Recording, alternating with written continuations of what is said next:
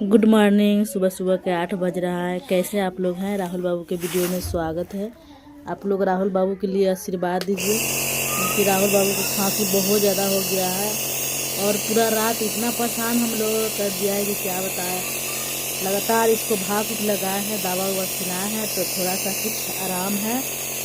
तो प्लीज़ आप लोग आशीर्वाद दीजिए बाबू के लिए। आप लोगों का आशीर्वाद बने रहें क्योंकि आप लोगों का आशीर्वाद बने रहेगा, ज़रूर सही हो जाएगा हमारे फैमिली।